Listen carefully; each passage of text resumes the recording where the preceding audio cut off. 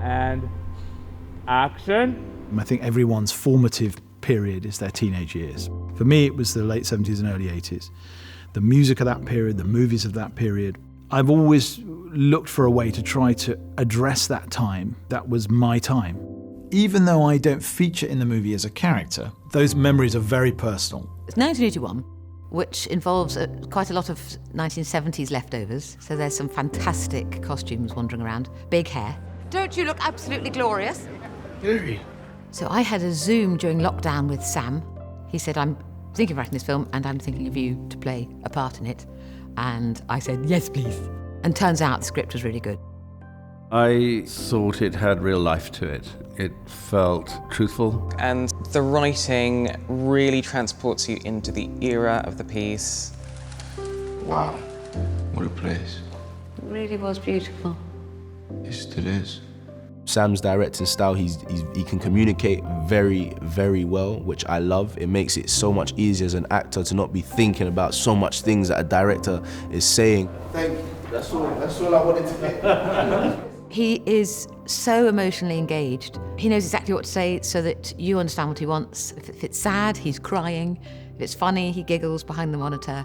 Goes without saying that he's just able to notate actors in ways that are always useful and sensitive to what the actor is trying to do. The main character is Hilary. She's living with mental health issues. Growing up around my mother, who was disintegrating mentally, was something, I suppose, that formed me. And a lot of those memories have gone into the way that we render Hilary. It's a very warm portrait of a woman, you know, who is really a lost soul, but finds a strange family within the cinema. She has been embraced by this eccentric bunch. Thank goodness you're here, because I need some of this cake! Ta-da!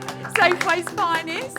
Everyone that I've been able to work with closely has been incredible, and we're all just on a journey. Just learnt so much from each and every one of them in different ways.